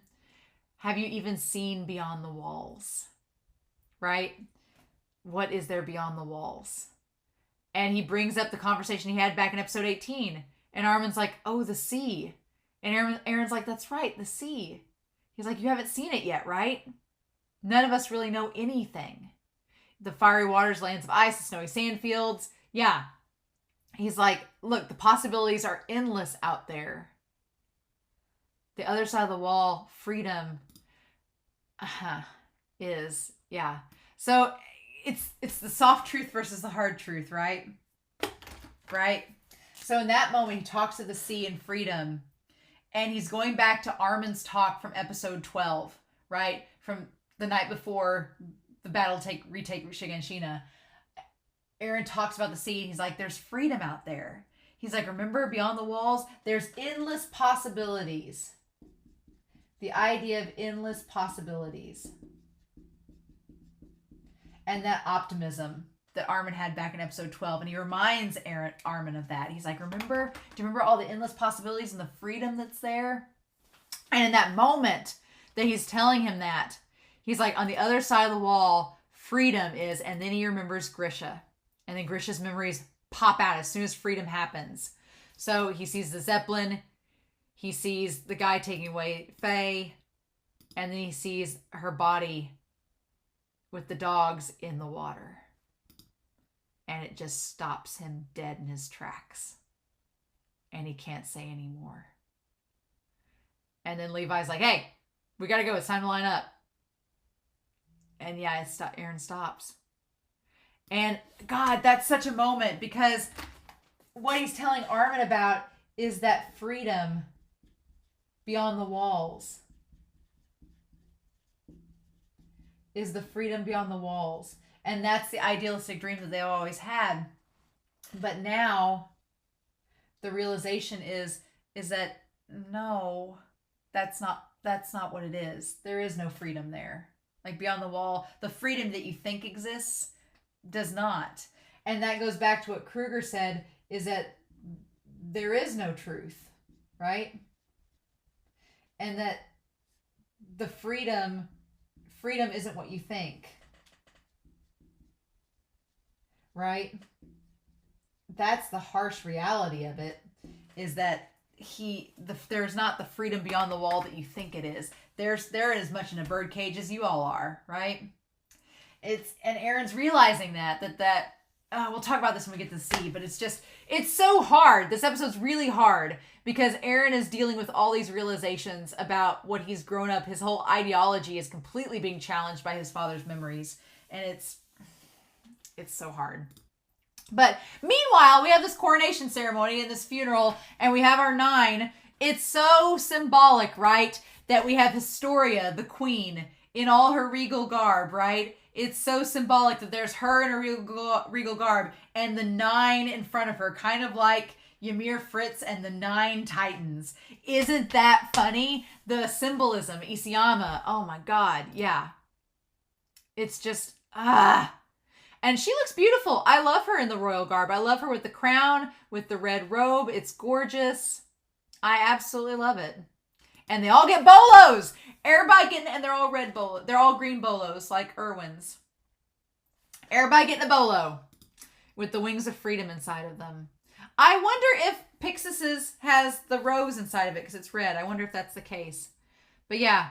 And so then we have this line. The line of dialogue of saying, what did we find in the basement? God, this line, I love it. Was it hope? Yes, because it gives people the hope and that truth. Was it hope? Was it despair? And then it's just, God, that line, what did we find in the basement? Was it hope or was it despair? Because yeah, technically what we found out in the basement is we know the end game now. The end game is the enemy is the world. It's them against the world. And the hope is that there is a life outside the walls, but then the despair is the hope is that yes, there are endless possibilities outside the walls. Yes, absolutely. The despair is that freedom is not one of them. That's the despair, right? The hope is that yes, you can do anything you want outside the walls. There's endless possibilities. But the despair is that if you think it's freedom, you're wrong. It's like, and I love the idea of kissing of the hand. The royal, they kiss Historia's hand. It's like, And I should have seen it coming. I should have seen it coming that when Eren was going to kiss her hand, there was going to be that connection. I should have seen it coming, and I didn't. I was like, So they say our enemy is incredibly powerful, and if nothing changes for the better, this hideous scene will happen again. If nothing changes for the better. But how do we do that? And I love that Eren is saying this. And Eren's saying, I would easily give up my life if it actually managed to change something.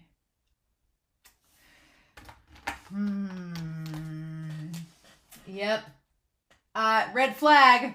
Red flag when your protagonist is talking about easily giving up their life to change something. That's a big old red flag. That's not good. That's not good at all. Willing to die to change the situation. But here's the problem. Here's the problem with that. If Eren dies, it's not going to change the situation at the moment. No, because you've established that on the surface you think, okay, well, Eren's going to die.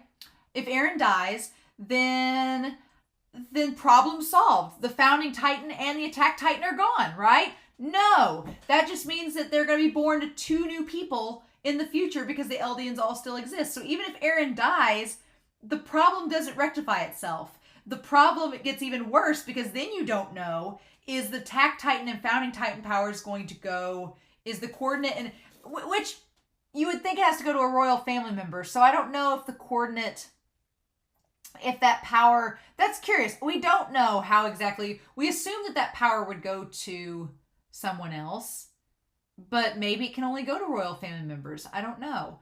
But I mean, it still doesn't solve the problem because then it's going to be the case of, is the power of the attack Titan, for example, going to go to someone inside Wall, Cena, Rosa Maria? Or is it going to go to somebody over in Marley? Because they're Eldians over in Marley. That's the scary thing, is that if any of them die and they haven't passed on their power to someone that they know, then that power could easily go back to Marley, or it could stay within the walls. You don't know. And the cycle continues. So Eren is willing to die to change. He's willing to die to help humanity. But if it would change something. But right now, I don't see how that's possible. And I don't think Eren sees how it's possible either. That's the problem. And it's, oh God, it's so sad. But yeah, and then we get to Historia standing above him. And I love, the imagery of Historia and her shadow over him. Because Eren has such a big burden right now with Historia. And the symbolism of her being the shadow over him is so beautiful. I love that. But I am not about to sacrifice Historia. He's like, I'd sacrifice myself. I would die if it meant it would help the situation. But I'm not about to sacrifice her. Because, no. My multi-shipper heart is like, in that moment, I was like, well, you've kind of cemented my Eren and Historia ship. Don't think it's going anywhere, right? But I can't help it. It's done. Done deal. I'm not about to sacrifice Historia. Because, yeah, he doesn't want... And so, yeah, it's such a painful thing. Because he's like, what do I do? He says, what should I do? He's like, I can't tell anyone, right? He's like, I have no one to talk to about this. That's Eren's problem, is that who can he tell, you know? Who can he tell? And he doesn't want Historia hurt. And he's afraid that if anybody finds out that they're going to turn her into a Titan, and he doesn't want that. He doesn't want that for her. He wants her to remain, in a sense, he wants her to remain free, right? It's kind of ignorance is bliss sort of thing. But I think when he touches her hand, that it all transfers, right? I think that she finds out, because there's that moment between them.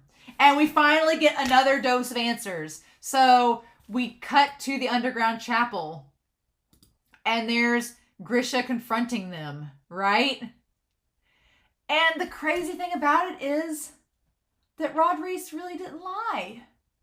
He didn't know Grisha. I was like, well, hell. In that moment, I'm like, oh my God. Rod Reese really didn't know who Grisha Yeager was. I gave him 9 kinds of hell back at the start of this season. Because I was like, oh, Grisha says he doesn't know who Rod is. What a bunch of BS. Now I'm like, no, he really didn't know him. He didn't know him. Grisha just showed up. He found his way into the underground chapel. He showed up and it was like, I'm an Eldian who came from outside the walls. And I like that Frida is standing there in between all of them. And he says, I came from outside the walls. I'm a subject of Ymir, just like you all. And King of the Walls. And I like that Grisha addresses Frida as King of the Walls. Like, please, you have to kill the Titans attacking the walls. And for a moment, you can tell that Frida's struggling. Like Frida wants to do something. Like you can see like there's conflict in Frida's face. And like she's struggling to try to like process. And he's like, before my wife and children die. And then in that moment, before the people of the walls are eaten. And Frida, she's struggling with that so much. But then the founding Titan takes over. And you could see her expression becomes completely calm in that moment. Like, nope, not gonna have it. And the eyes change and you just see it. And Grisha is so enraged. Like, you won't do anything. And, oh my God. You won't do anything. And that's such a moment. Because then Levi's like, you okay there, Eren? And Historia's like, sup, Eren? And she sees how conflicted he is. He's like, well, hell. So then that's the big thing too. How much of this...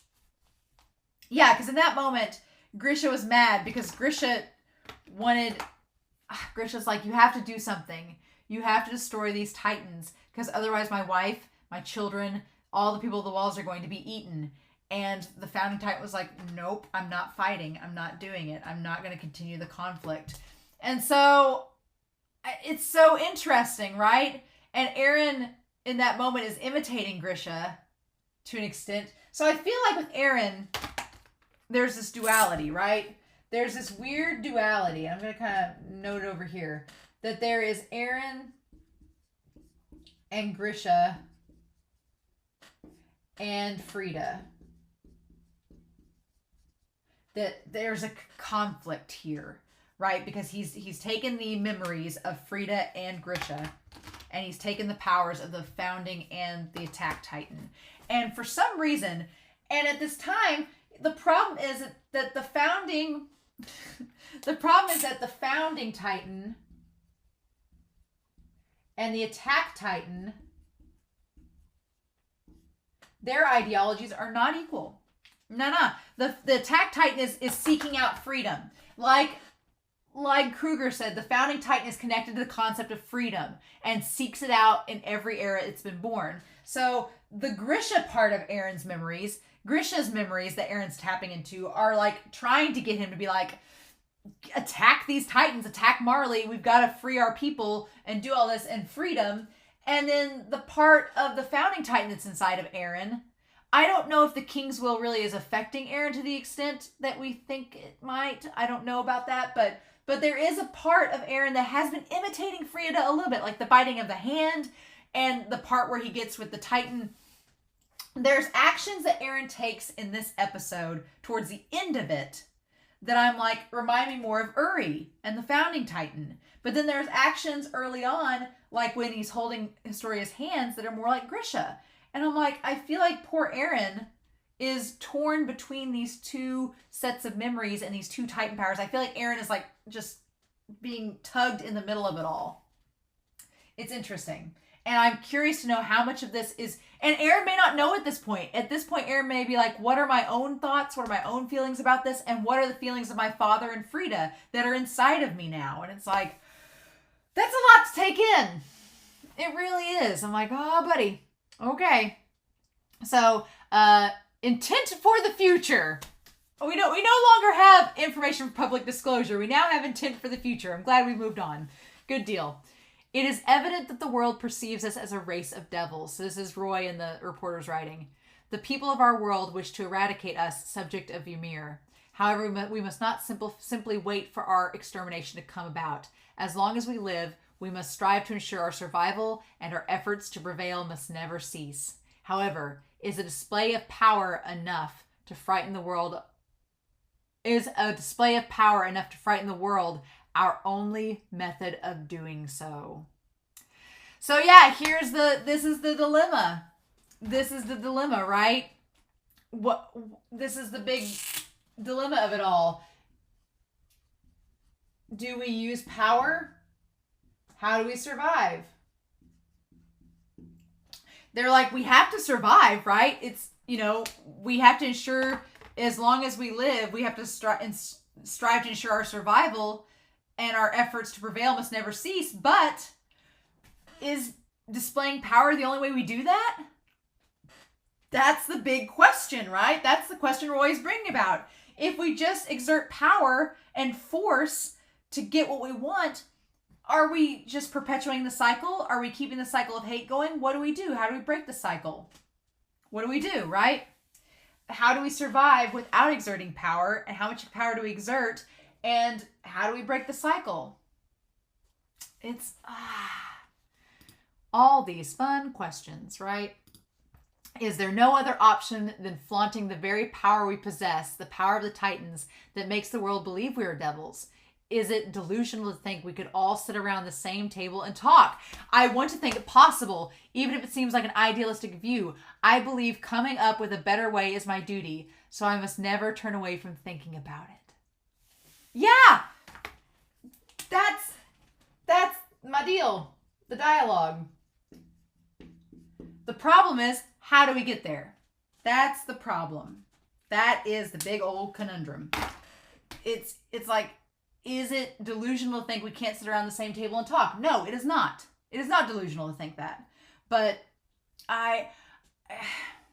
again, when you talk about this in the themes and the recap, but no, I think that this whole thing with Roy is very much it's such a good point that, yeah, there is a big point to all of this. And that I like in this little information public disclosure, we have like the telegram and all this, and it looks like a telegram. I don't know if that's the case or not, but we have all three walls connected here.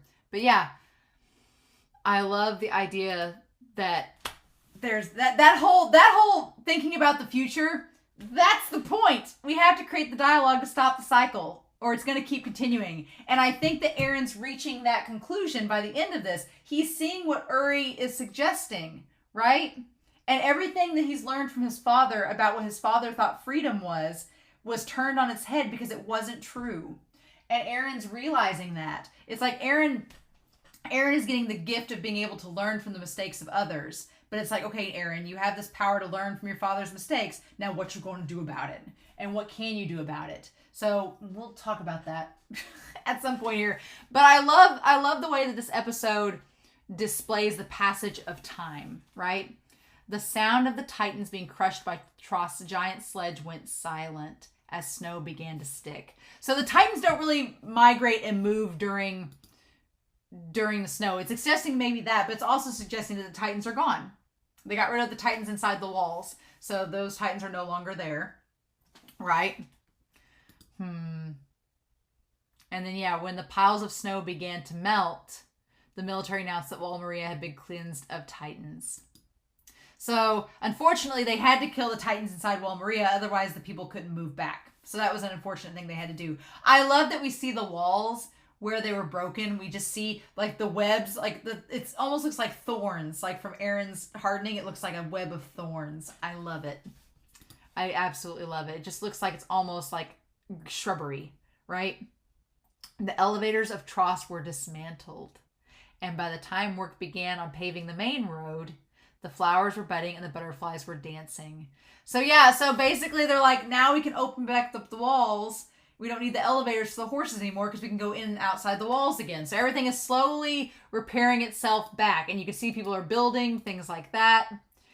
And the refugees were finally permitted to return to their hometowns. It's like roughly 1 year following the attack on Trost District. So yeah, you see Shiganshina, God, it's pretty decimated. You see the big old thing where Bertolt just like exploded in the center of it. And you see where his corpse and everything collapsed. I'm like, I hope y'all buried Erwin in that time. But yeah, God. And then it shows sunlight coming out. And it's the dawn of a new day.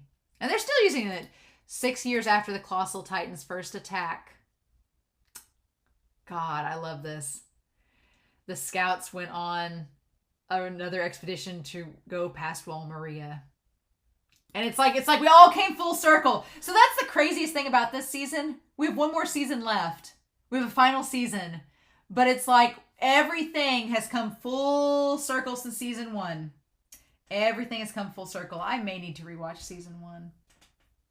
I'm not going to have time to rewatch seasons 1 through 3 before starting season 4. I'm not going to have time, but I feel like I'm going to need to start rewatching the series and just start rewatching it at some point.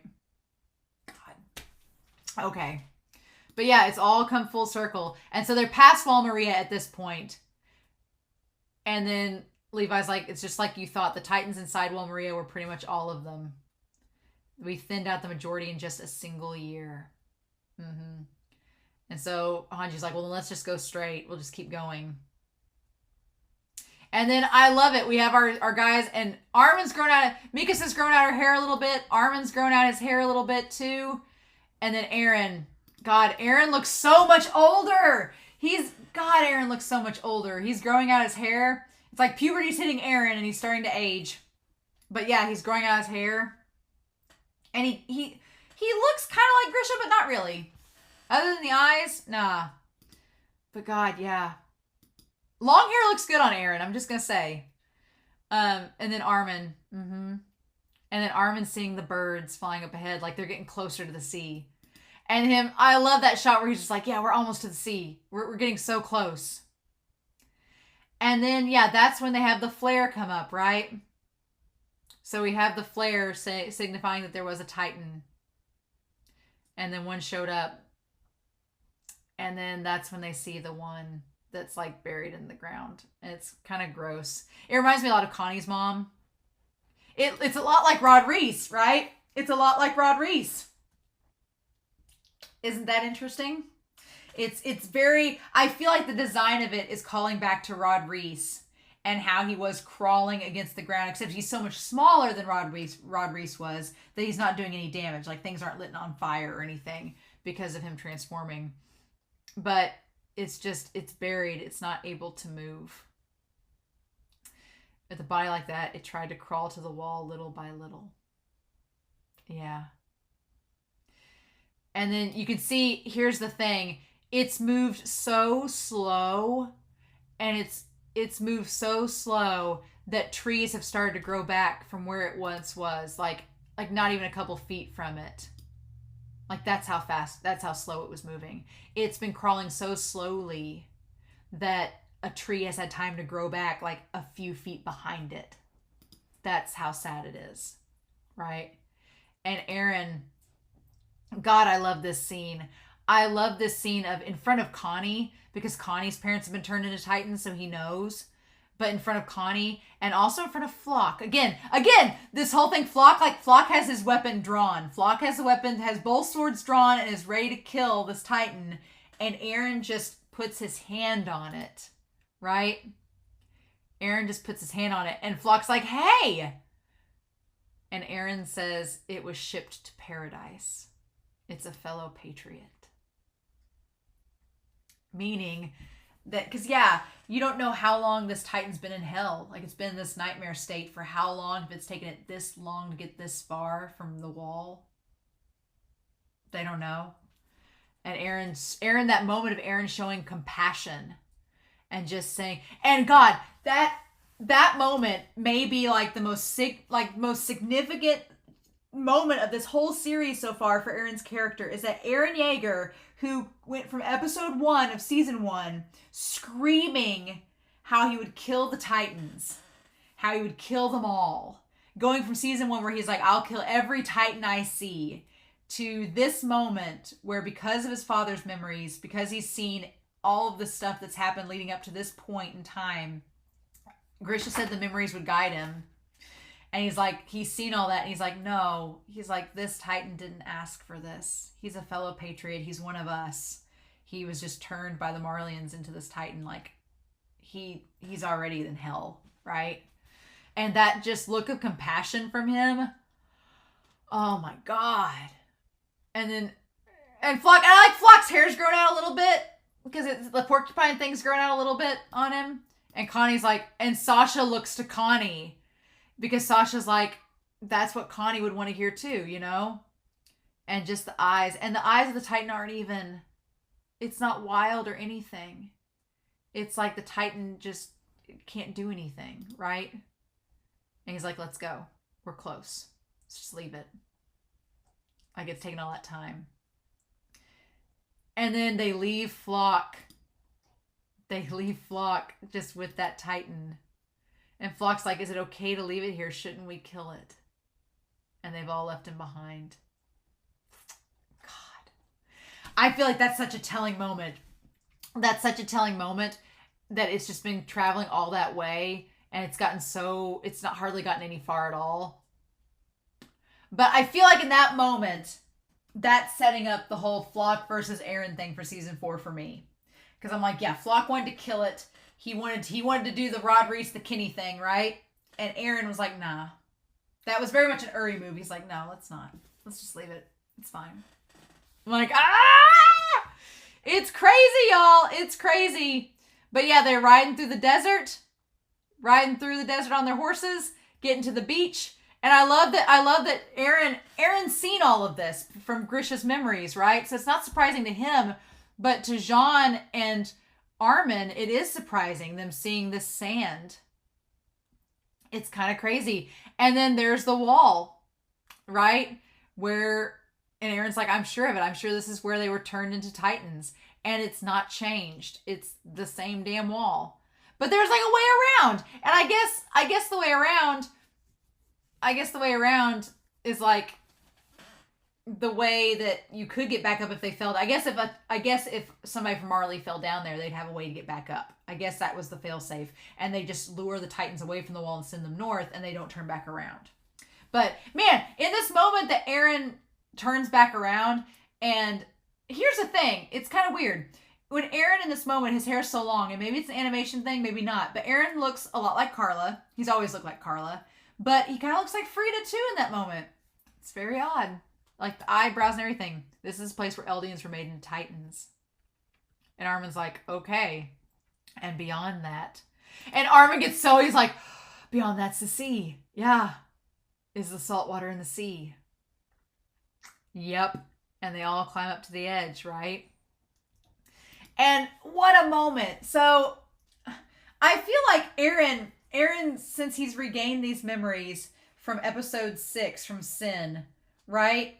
I feel like it's very representative of Eren, like eating the forbidden. It's like Adam and Eve, like eating the forbidden fruit and gaining all the knowledge. Eren's gained all the knowledge from Grisha, from the attack Titan and everything.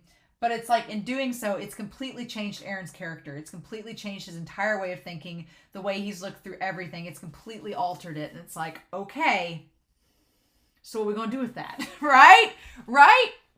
And it's crazy because if you think about it, these characters, they have lived inside a wall their entire life. They've never seen a beach. They've never seen an ocean. Never anything like that. They've always been inside these walls. And for this moment, for them to see like the sky open up and it's this crystal blue sea and it just goes on endlessly. It's so beautiful. It's so gorgeous. It's like, yep. Mm-hmm. And the animation in this episode is so beautiful because like the greens contrasting with the blues, it's like so saturated and amazing. It's like, yep. Mm-hmm. And yet even Levi with his hair billowing in the salty sea, even Levi is like stunned, like amazed. It's so good. Like they're all just flabbergasted, except for Eren, because Eren's seen this all before, right? Mm-hmm. Mm-hmm. And it goes back to that memory of them looking in the book and seeing the sea. Ties all back to it. And I like that the ED credits tied back to it. And then, yeah, Armin finds the shell. He finds the hermit crab shell.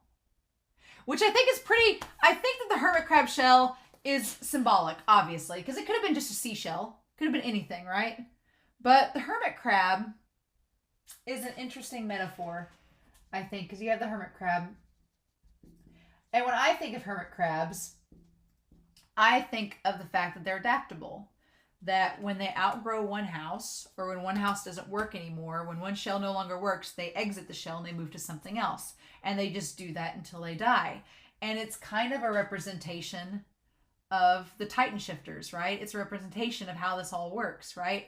Because once once one house is no longer usable, they just move to a different one. It's funny because Jaeger, y'all have noted Jaeger means house, right? Eren's name means house. So it's fitting that it's a hermit crab shell. That's the metaphor here, right? So it's kind of like Isayama poking fun at the idea of like, yeah, this hermit crab shell, and it kind of is that luminescent color, like the ore, the Titan skin ore. So it's so symbolic. But yeah, the idea that once the hermit crab no longer needs the one house anymore, it just moves to another one. So once one Titan shifter is done, it just moves on to another one. Once one vessel is no longer able to be used, it moves on to a new vessel. So the hermit crab, the crab itself is the power, and the shell is the vessel. It's interesting. But yeah, I love this moment. I absolutely love this. And going back, the scene of the shadow from episode 1, but also from the ED from season 2 of the human standing in the shadow, it was Eren this whole time. And I love that they all get salt in their eyes and everything. And Sean's like, I can't drink it. It's salty. No. And then Hanji's like, yes, is this all salt water? And I love that Levi is the only one that's like, it might be poisonous. Don't touch it. Leave it alone. Don't you dare get in the ocean. I like Levi's like, I'm not getting in this ocean. Fish have peed in it. No. But Armin grabs the shell that looks like the Titan ore. And I just have that little eep, and I thought it was Armin at first, but it was Mikasa. I love that Mikasa takes off her boots, and she's like, oh God. She's like, no. Can't get her sea legs. But that shot of Armin looking back at her in the water, it's the most beautiful shot, like one of the most beautiful shots in this whole, some of the most beautiful shots of this whole series are in this one moment of them at the ocean. And it's like everything Armin's dreamed of in this moment. And Mikasa looking at him like, yeah. And she's like, And in that moment, yeah, Armin and Mikasa looking at each other so happy. Did that one moment make me kind of ship Armin and Mikasa? Maybe for a split second. But they look so happy. They're like childhood friends that have realized their dream, you know? And then he's like, look, Eren, I told you. A salt lake so big that merchants could spend their whole lives and still not get all the salt. And he's like, the stuff I talked about wasn't wrong after all. And in that moment that Armin said that, all I could think about was Erwin. All I could think about was how Erwin was like, I want to get to the basement to prove that everything I've been fighting for, everything I've been working for wasn't wrong. That there was a reason behind it and that it had purpose and meaning. And it's like, Erwin, he didn't realize it, but he was right. And Armin in this moment is getting his dreams validated. Like, he's like, I was a slave to this concept of freedom, that I'd reached the sea and that there was something beyond the walls. And he's like, I wasn't wrong. There was stuff. Like, it wasn't a lie, right? And technically, it wasn't a lie, right? And Eren's like, yeah, it's so damn big. And yeah, Armin saying, he's like, look, Eren, on the other side of the wall, there's a sea. And he finishes the sentence for him. And that shot again, that shot, if we're talking about polarizing, Eren is ahead of them, but he's by himself. And Armin and Mikasa are behind him. And there's a clear delineation. There's a clear separation there between them. That's the sad thing. There's a separation between them. And he's like, on the other side of the sea is freedom. And Eren says that that's what I always believed. And we see Sasha and Connie and them playing in it and everything. And Mikasa and Armin are looking at him. But I was wrong. Yeah, on the other side of the sea are enemies, not freedom. Every part of this is exactly how I saw in my dad's memories. He's like, so he's not wrong. And it's so sad. When Eren looks back, he looks so heartbroken because there's a part of him that I'm sure was like, no, Armin, I wanted to believe in what I told you back at the ceremony. He's like, I wanted to believe that this was freedom, that once we got to the sea, all our problems would be over if we just got to this point. But that's not the case. He's like, beyond the sea are enemies, right?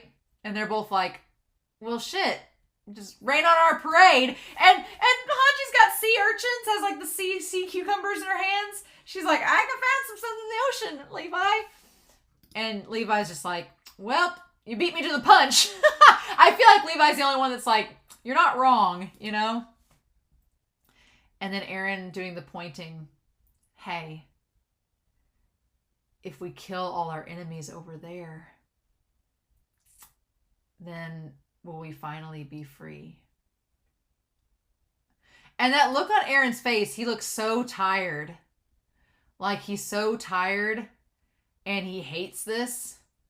And I don't like that face at all on Eren. Because he's just like, this is supposed to be a happy moment, but all he can think about is what lies beyond, right? And he's so sad. And then Armin, he doesn't drop the shell, but he lowers it, right? Still holding it in his hand, right? Oh my God. And then that's where we end the season. So, but Eren's face is so sad. He's like, if we kill all of our enemies, will we be free? And the answer is no, right? But the answer is no. Eren's like having to deal with the hard truths too, right? What do we do with all this information? So, but there's still some stuff. This ED, y'all said there's mid-credit and post-credit. It's like the most subtle, somber mid-credit, post-credit scene I think I've ever seen before. But we see all these people moving towards the walls and everything, right? And we see, like, there's the grasshopper, there's the northern lights, and the ice caps, and the chasm. So, okay, so there's a chasm there. I wonder if that has any significance, right? Because in episode 20, when they were showing the Titans battling each other, there was a chasm there, right? Only we didn't get to see if it was snow and ice. We didn't get to see that. So maybe this is where, maybe the chasm where the Aurora Borealis is above it, maybe that is where that battle took place and we just haven't seen it yet. And then we have the deserts and the beach that lead to the ocean, right? And then we started getting this other scenery, right? And I wasn't paying attention. I was too busy talking. But we go to the other side of the ocean, it looks like. And there's somebody with a gun.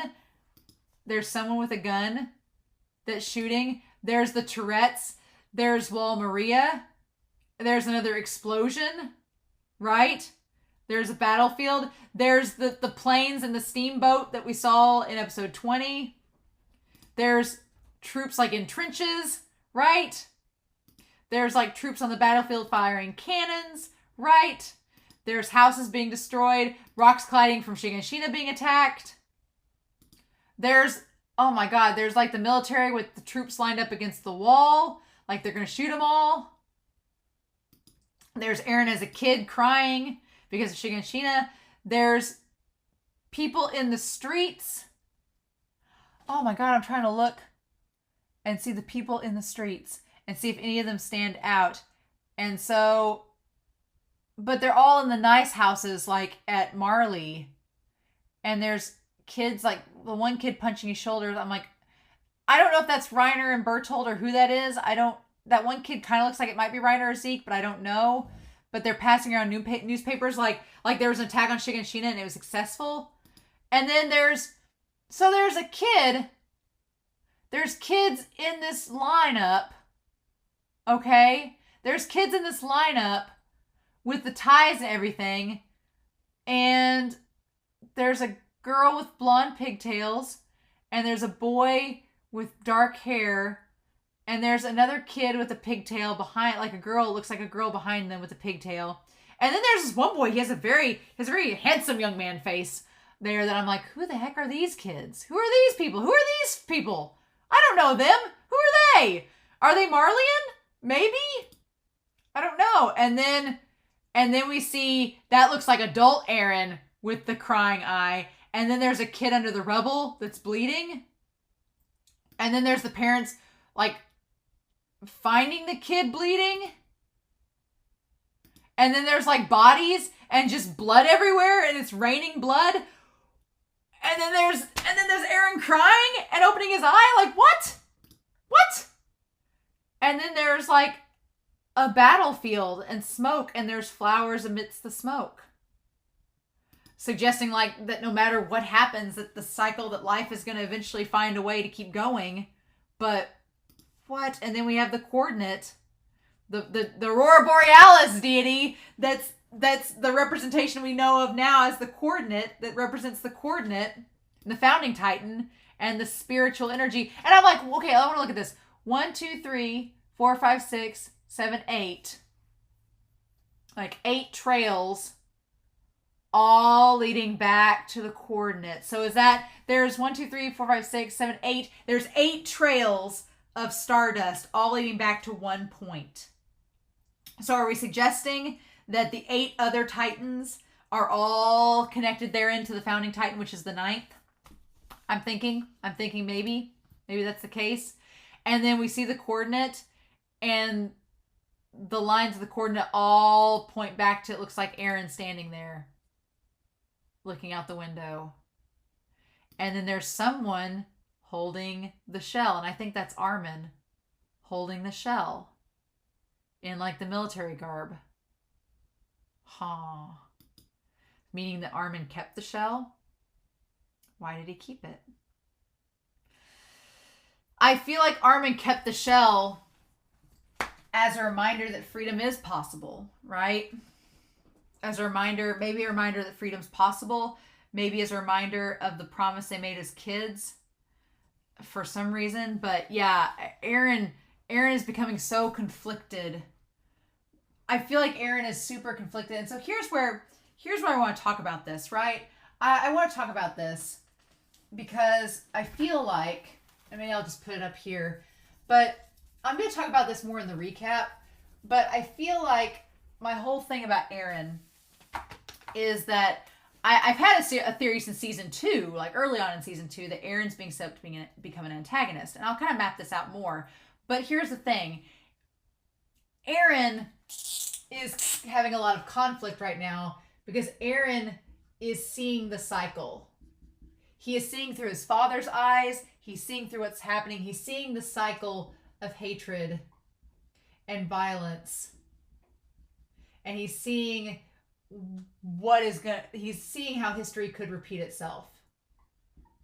And he has the founding titan inside of him. We don't know if maybe through Historia he can access those memories. She may not have to become a titan for him to access it. He just had the sparks happen when he kissed her hand. He may not have to have her become a titan for this to work. He maybe will just talk with her and have an effect, right? So Eren has a lot of conflict, inner turmoil going on right now, right? And so this idea that violence may equal freedom or not, we don't know. But what he's going through right now and the conflict he's having is in direct contrast of both Marley and the world, as well as the rest of the Eldians. Because these sides are fighting for their survival, and Eren's kind of stuck in this little third-party realm. So my theory of him becoming like a third-party antagonist, I don't think that's unrealistic at this point. Because I think of everything happening, unless Eren convinces one of these sides or both of them that this whole war is stupid and that it's not going to end well and it's just going to be history repeating itself, then I don't know. I need to think about this before the recap. I need to think about it before the recap and outline all my thoughts. But I just feel like Eren is able to see all these memories because of the founding titan's abilities and because of Grisha. And he's coming to the conclusion that I was a slavery to the idea of freedom, and that we had to destroy everybody that would get in the way of that. Reiner, Bertolt, all of that. He's like, but now I'm realizing that killing them is not going to give me... Is that going to give me freedom? Is it really? I think Eren's realizing it's not. And so the question is Eren going to be able to break free of what he's a slave to? And what does that even look like? And how does that work with these other people? I don't know. I want Eren and Zeke to have a dialogue. I want Eren and Zeke to have a conversation. But I don't know what that would look like. I don't know how that could happen. I'm so curious. I feel like Eren and Zeke in Historia are like our triangle, right? You have two relatives. You have Zeke, and you have Eren, and you have Historia, right? And the funny thing is that they're all related. It's the weirdest triangle ever. Zeke and Eren are half brothers, and Zeke and Historia are related through their bloodline, through Dinah and her family. So it's the weirdest family circle ever. It's like Eren and Historia, I mean, technically as Eldians they are related, but Eren and Historia are not directly related, right? They're not. But Eren and Zeke are, and Zeke and Historia are, so it's kind of weird. So I wish I could have Historia, Eren, and Zeke all sit down together and have a conversation, because I feel like that's what needs to happen, because they're kind of at the center of all this, right? But I know Zeke does not want to have a conversation with Historia. Historia probably does not want to have a conversation with Zeke. So I don't know. I feel like Eren is going to have to be the one to make the conversations happen. It's just, how is he going to do that? So yeah, fun times. Oh God, this episode. I really liked the season finale. It was really good. I had a lot of fun with this season finale. It was great. But now I want to go back and rewatch some things before I get to season 4. But I'm really, really excited. So there's that. But I know I will probably not get to all of your comments to talk about them before the recap is posted, but please feel free to give me your thoughts down below. And if there are any that I see in the comments and I'm like, I want to bring that up in a discussion in the reaction, I definitely will going into season 4. So I've got the OVAs up next, so I'm excited about that. Got the OVAs. We got Lost Girls Part 1 and Part 2, and then Mikasa, her Lost World, the 3rd episode. So I've got those that are going to come up this week for Titan Week. I'm going to have those posted on here, and then round out, I think I'm going to do the recap on Saturday morning, like I did with season 2, and then have season 4, episode 1 come out later that evening. So fun times, right? I have no clue what the recap is going to look like. It's got to be completely restructured. I've got to completely redo it. I have no clue what that's going to look like, but I'm excited about it. So I'm curious to know your thoughts down below. This was an amazing episode. So much to think about, but I hope y'all enjoyed this reaction. So I'm curious to know your thoughts down below. So in the meantime, I hope y'all have a wonderful week. Please stay safe, take care, and yeah, welcome to Titan Week. OVAs, recap and review, season 4 starting. We're finally here. I hope y'all take care and stay safe, and I'll see y'all very soon with more Attack on Titan. Bye.